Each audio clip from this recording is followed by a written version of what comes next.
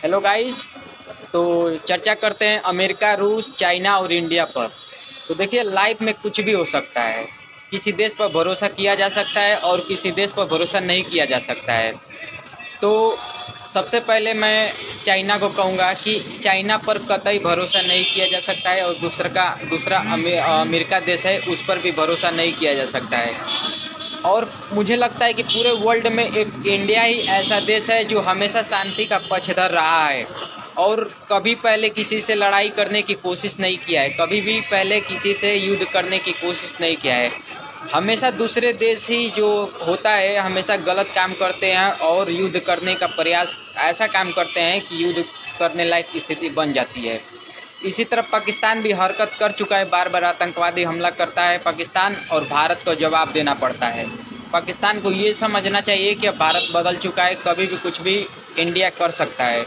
इसी तरह है कि हर जगह युद्ध चल रहे हैं, जैसे इजराइल फ़लस्तीन में चल रहा है, फिर रूस और यूक्रेन में चल रहा है। इसी तरह दो से तीन दिनों तक इंडिया और पाकिस्तान में युद्ध चला था। ऐसा लगा था कि ये भी युद्ध बहुत ही लंबा जाएगा, खींचेगा, लेकिन ऐसा नहीं हुआ। ये भगवान का, हमारे प्रधानमंत्री इंडिया के जो प्राइम मिनिस्टर है उनका शुक्र है कि हम लोग का युद्ध रुक गया। नहीं तो इससे क्या होता है कि जब युद्ध होता है तो देश को भी बहुत नुकसान होता है, अर्थव्यवस्था गिरती जाती है। क्योंकि जो इस समय इंडिया 4 नंबर पर बहुत तेज़ी से ग्रोथ कर रही है। अब बात करता हूँ कि अमेरिका और रूस, चाइना, भारत, पूरे वर्ल्ड में यही चारों ऐसे देश हैं जो दुनिया को चला रहे हैं। और इस समय रूस और यूक्रेन की जो लड़ाई चल रही है, अभी हाल ही में अमेरिका के अलास्का में क्या है कि मीटिंग हुई है, लेकिन कहते हैं ना कि सामने कुछ और होता है और पर्दे के पीछे कुछ और होता है। यानी मैं ये देख रहा हूँ कि मैं भी जैसे न्यूज़ में पोस्ट में पढ़ा हूँ, कहीं कहीं सोशल मीडिया पर देखा हूँ कि कैमरे के सामने कुछ और हुआ है और बंद कमरे में कुछ और कहा गया है। इसलिए इसका समाधान अभी कुछ नहीं निकला है, क्योंकि ट्रम्प की कुछ और शर्तें हैं और रूस की कुछ और शर्तें हैं। इसलिए युद्ध का समाधान क्या है कि नहीं निकला है। और इस समय भारत जो है ऐसा देश है कि सबसे मिलजुल कर रहना चाहता है, लेकिन कुछ देशों को ये पसंद नहीं आ रहा है। उसी तरह अमेरिका भी है, उसको इस समय रसिया से और चाइना की दोस्ती जो है पसंद नहीं आ रही है अमेरिका को। और कभी कभी ये होता है कि जब भारत अमेरिका की तरफ जाता है तो ये चाइना को पसंद नहीं आता है। इसलिए भारत एक बहुत ही अच्छा काम करता है कि ना इसके तरफ जाता है ना उसके तरफ जाता है, हमेशा एक शांति का पक्षधर रहता है, और ये बहुत ही ज़रूरी है। और इस समय पहले क्या था कि पहले भारत को कोई भी गुमराह कर देता था, लेकिन 2014 के बाद से कोई भी ऐसा देश नहीं है जो भारत को गुमराह कर सकता है, क्योंकि इंडिया बदल चुका है, इंडिया डिजिटली हो चुका है, इंडिया ताकतवर हो चुका है, इंडिया की इकोनॉमी 4th नंबर पा चुकी है। और हर देश को समझना चाहिए कि इंडिया से भिड़ने से पहले 100 बार सोचना पड़ेगा उसको, क्योंकि भारत है, जवाब कभी भी दे सकता है।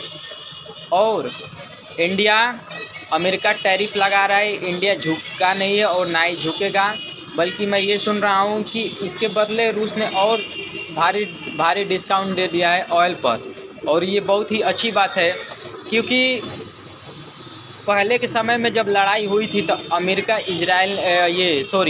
रूस और इजराइल ने भारत का साथ दिया था, लेकिन इस समय जब से अमेरिका ने टैरिफ लगाया है भारत पर, भारत और चाइना इसकी वजह से करीब आ रहे हैं। लेकिन कहते हैं ना कि किसी पर भी जो हमेशा पहले से कुछ नहीं तो कुछ गद्दारी करता आया है, कभी भी भरोसा नहीं किया जा सकता है।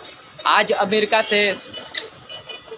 अमेरिका से क्या है कि टैरिफ की वजह से थोड़ी दुश्मनी हो गई है, दुश्मनी नहीं कि थोड़ा इधर उधर हो गया है, लेकिन आने वाले समय में चाइना पर भी भरोसा नहीं किया जा सकता है। लेकिन भरोसा रूस और इजराइल पर किया जा सकता है, जो हमेशा भारत का साथ देते रहे हैं और हमेशा साथ देंगे।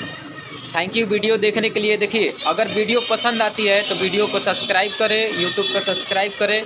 मेरे फेसबुक का नाम है सुजीत कुमार मौर्य, जिस पर मेरा ही फ़ोटो है, और यूट्यूब चैनल का नाम है ग्रो इंडिया हब। इंस्टाग्राम का नाम है सुजीत कुमार मौर्य। और मैं कोशिश करूँगा कि जो भी मैं वीडियो अपलोड करता हूँ अच्छे से अच्छे आपको नॉलेज देने की कोशिश करूँ, सच्चाई सामने लाऊँ आपके सामने। मैं कोशिश करूँगा नॉलेज देने के लिए हर टाइप की। और बस मैं चाहता हूँ कि आपका प्यार मेरे ऊपर बरसे ऐसे ही। देखने के लिए वीडियो बहुत बहुत आपका धन्यवाद। Thank you.